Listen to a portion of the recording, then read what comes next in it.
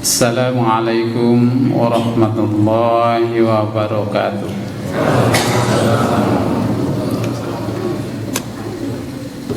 Bismillahirrahmanirrahim.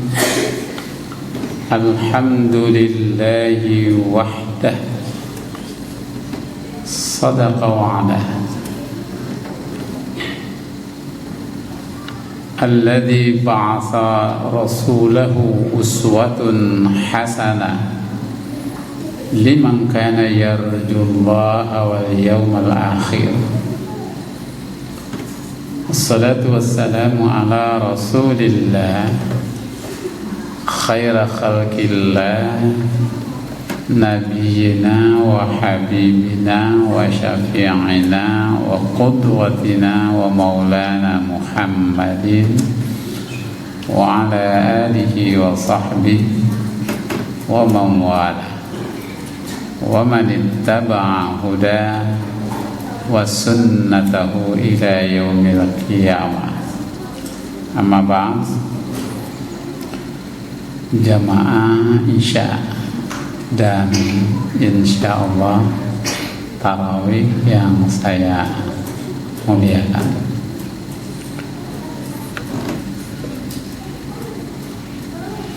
ayat yang paling sering dikutip hampir setiap memulai ceramah di bulan suci Ramadan adalah ayat tentang perintah puasa. Saya tidak perlu lagi mengupas, hanya mengambil bagian akhir atau kalimat terakhir dari ayat itu. Ya. La'allakum tattaqun. Ya. Semoga dengan puasa itu meraih takwa. Jadi kata la'alla itu maknanya roja, artinya harapan. Allah subhanahu wa ta'ala yang menetapkan, mewajibkan ibadah puasa ini,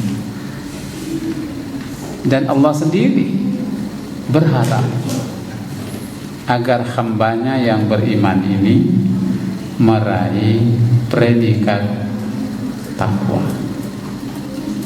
Orang yang bertakwa. Menarik dalam kajian bahasa, ayat itu tidak menggunakan istilah isim fa'il la'allakum muttaqun, tetapi menggunakan istilah la'allakum tattaqun. Tattaqun itu kata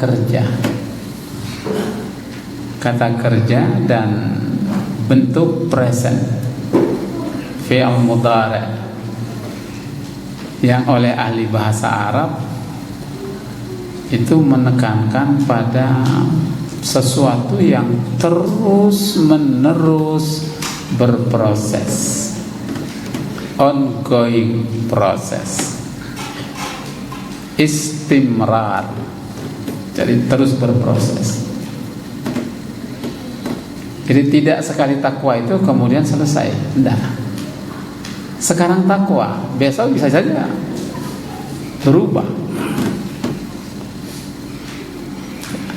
Nah, jika dikaitkan dengan situasi batin manusia yang Allah sendiri sudah menetapkan, mengilhamkan pada diri kita ini, ya, tarikan kehinaan dan tarikan kesucian.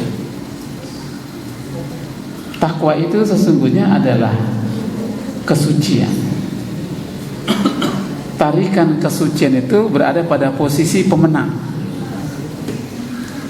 Ketika iman, akal sehat dan hati nurani itu bertemu di satu titik, berkolaborasi, jadilah dia orang yang bertakwa.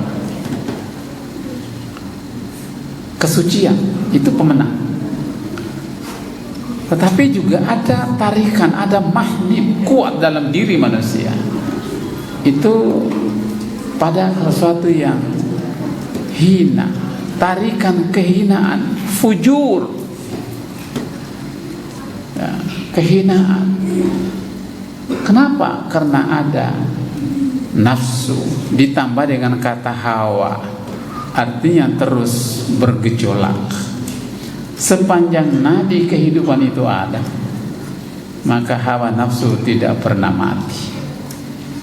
Dan agama Allah sendiri juga tidak menghendaki agar hambanya itu membunuh hawa nafsunya, melainkan hawa nafsu itu harus dikendalikan. Kekuatan pengendali hawa nafsu adalah agama garis miring iman, akal sehat ditambah dengan ilmu pengetahuan dan pengalaman hidup, lalu hati nurani. Mudah-mudahan kita dari waktu ke waktu, ya, takwa kita terus mengalami peningkatan secara kualitatif, secara kualitas. Karena itulah bentuk kata kerja itu artinya apa? Hidupmu tidak hanya berhenti hari ini, tapi besok dan masih ada kelanjutannya. Kehidupan ini dinamis, progres. Maka takwamu itu dihadapkan dengan realitas kehidupan yang juga dinamis dan progres, dengan berbagai pernak-perniknya kehidupan ini sebagai uji coba bagi iman dan takwa itu. Karena itu Allah mengatakan, jangan kau terlalu lancang menyebut dirimu sudah beriman dan sudah bertakwa, kalau iman dan takwamu itu belum dibenturkan dengan realitas atau dinamika kehidupan.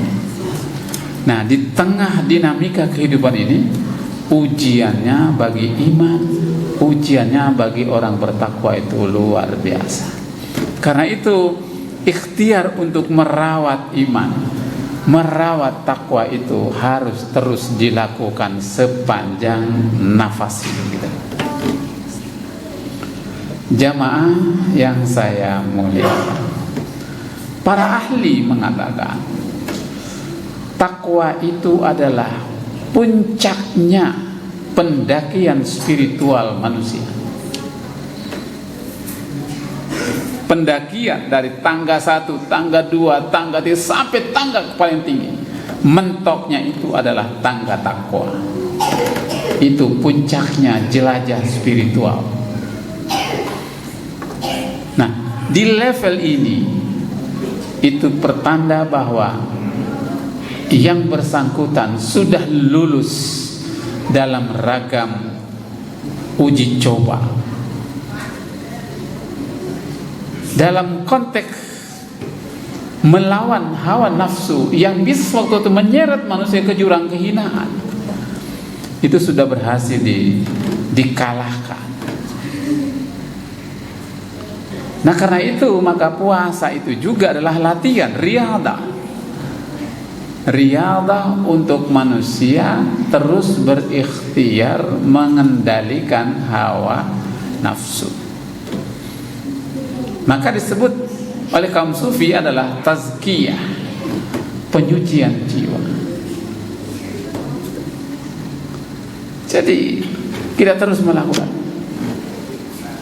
Nah, jemaah yang saya muliakan, di salah satu hadis qudsi yang sering juga dikutip,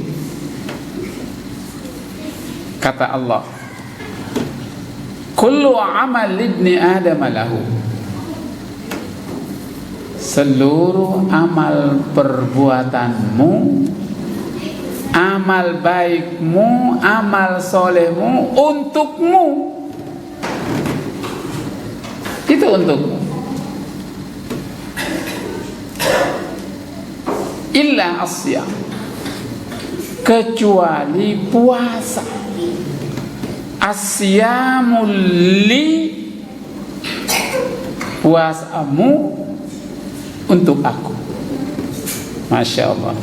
Puasamu untukku, wa ana ajzibi, dan aku yang tahu persis benar enggak kau puasa. Secara zahiri aku yang tahu persis benar atau tidak puasamu secara batini. Karena Allah itu alimul ghaibi wasyahadah. Allah itu a'lamu ma fis sudur, tahu sampai jeroannya. Kata hati saja sudah jelas bagi Allah Subhanahu wa ta'ala. Benang merah dari hadis pendek ini dikaitkan dengan takwa. Puasa itu adalah latihan untuk membangun kesadaran. Dan orang beriman, orang bertakwa itu adalah mereka yang sadar bahwa Allah setiap saat bersamanya. Ittaqillaha haitsuma kunta. Bertakwalah kamu kepada Allah di mana dan kapanpun kau berada. Itu artinya apa? Ada kesadaran bagi mereka yang beriman dan bertakwa itu, Allah selalu hadir bersamanya.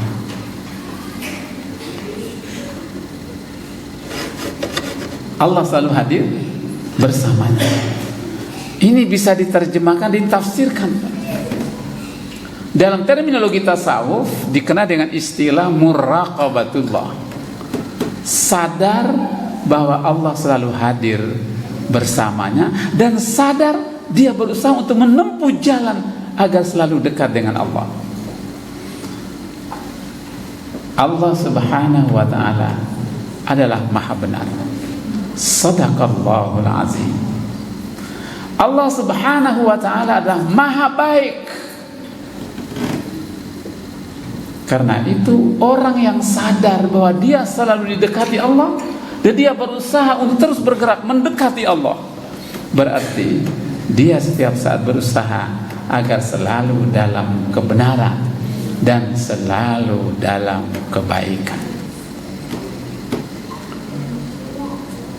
Makna lain dari hadis pendek tadi itu, bahwa puasamu untukku, itu Allah tahu persis benar atau tidak puasa kita itu. Ini sesungguhnya adalah kembali kepada nilai yang disebut dengan ketulusan dan kejujuran.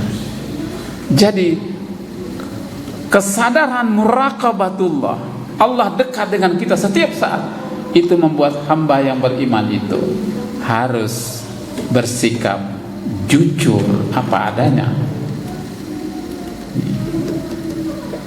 Kata kuncinya adalah kejujuran. Hari-hari belakangan ini kejujuran itu barang mewah. Kejujuran itu barang mewah. Nggak ada pasar murah kejujuran. Barang mewah. Artinya sulit dijangkau. Tapi kalau kebohongan, kepalsuan itu murah, itu diobral kemana-mana. Ya Allah ya Rabb, bangsa muslim terbesar dunia dengan falsafah ketuhanan yang Maha Esa sebagai falsafah Pancasila nomor wahid, itu fondasinya. Itu artinya bahwa orang Indonesia itu orang yang terus menerus sadar bahwa dia bertuhan dan dia yakin dimanapun dia berada Tuhan selalu mengawasinya. Tetapi dalam praktek hidup kejujuran menjadi barang langka. Masya Allah, lebih banyak kepalsuan. Kita sering dengar itu, mulai dari beras palsu untuk konsumsi ibu-ibu yang siap saat belanja. Pernah dulu dihebohkan dengan beras palsu. Ini belakangan lagi nih pertamax palsu. Ya Allah ya Rabb, ini luar biasa. Konon rembukan koordinasi untuk mengatur strategi agar bisa memproduk pertamax dengan kualitas seperti itu uang hadirnya saja tuh bisa bermiliar-miliar. Uang hadir. Saya andai kata tahu itu, saya meninggalkan tugas saya berusaha hadir. 50 miliar sekali hadir 1 jam 2 jam, ya Allah ya Rabb. Wajar kalau gajinya bermiliar-miliar per bulan, sementara dosen, guru mengajar sampai purna tugas. Bisa kita hitung terhadap karya-karya yang berkaitan dengan melahirkan generasi unggul lewat pendidikan, itu masih sangat kurang. Jadi ini PR. Iya, Pak Malik. Ya, kenapa? Ya, kalau urusan beras, urusan pertama, urusan sertifikat palsu, ini kan semua akibat. Awalnya adalah ijazah-ijazah palsu, sekolah palsu. Ini kayak gini ini laku di Indonesia nih, ya Allah ya Rabb. Terus sholatmu taruh di mana? Zikir wiridmu taruh di mana? Mujahadah istighosah taruh di mana? Kalau memang masih seperti itu, sekali lagi puasa itu membangkitkan kembali kekuatan nurani, dan di situ adalah kebenaran, di situ adalah kejujuran. Konsep untuk selamat itu sederhana, kata Nabi. Ketika orang-orang baru memeluk Islam, nanya kepadanya, ya Rasul, ya Muhammad, saya nih mau masuk Islam, syaratnya apa? Nabi tahu orang ini penjudi kelas berat. Ini juga pemabuk kelas berat. Oh, ini penipu, ini ustadznya penipu. Masya Allah, luar biasa. Pokoknya segala yang terkait dengan itu Nabi tahu. Nabi menjawab, syaratnya gampang. Apa itu? Kamu jujur. Yang penting kamu jujur tuh, kamu layak jadi muslim. Akhirnya dia mengucap 2 kalimat syahadat. Sudah, ucap selesai. Tetapi besok, lusa dan seterusnya kelakuannya kambuh lagi. Maksiat jalan terus. Tetapi dia dikasih jadwal oleh Rasulullah untuk berapa hari kemudian konsultasi. Begitu konsultasi, Nabi tanya, sudah sampai mana? Masih judi kah? Masih ya Rasul. Karena Nabi bilang jujur tadi itu. Jadi dia jawab saja, masih judi? Masih. Saya malah jadi pelopornya malah. Ya, masih nipu? Barusan saya mau nipu orang, barusan selesai ketemu Rasul itu. Pokoknya semua yang dikerjakan yang disebut dengan jelek dan maksiat itu, dia harus jujur berkata kepada di hadapan Rasulullah. Karena syarat jadi mukmin dan muslim adalah jujur. Sudah ongoing proses. Kali berikutnya ketemu pertanyaan sama, jawabannya juga sama. Lama kelamaan nurani dia tuh mengusiknya. Hei si fulan, saatnya kau harus malu dengan dirimu sendiri. Ya Allah ya Rabb. Dia akhirnya malu untuk berkata lagi di hadapan Rasulullah, dia masih judi, dia masih mabuk, dia masih menipu. Dia sudah malu. Dari situlah kemudian dia berusaha menata hidupnya, langkah demi langkah menjadi orang yang soleh. Dia termakan oleh kata kunci dari kejujuran itu. Dahsyat sekali. Maka Nabi bersabda dalam kitab Al-Hadits An-Nabawi, ya, ada hadis nomor sekian, saya lupa urutannya, tapi redaksinya mungkin, alaikum bis-sidqi, hendaklah kau itu jujur. Jujur, benar jujur. Pikiranmu benar, ucapanmu benar, tindakanmu benar. Kejujuran. Fa inna sidqa, bahwasanya kejujuran itu yahdi ilal birri, akan mengantarmu, membawamu kepada kebenaran. kebaikan. Kamu akhirnya suka dengan kebaikan. Yahdi ilal birri. Fa innal birra yahdi ilal jannah. Dengan kebaikan itu kau akan diantar menuju surganya Allah Subhanahu wa ta'ala. Sebaliknya, alaikum bidul, hati-hati kau dengan kebohongan itu, kepalsuan itu. Karena kepalsuan itu yahdi ilal fujur, akan mengantarmu kepada dosa. Fa innal fujura yahdi ilan nar, dan dosa akan membawamu, menghalaumu menuju neraka.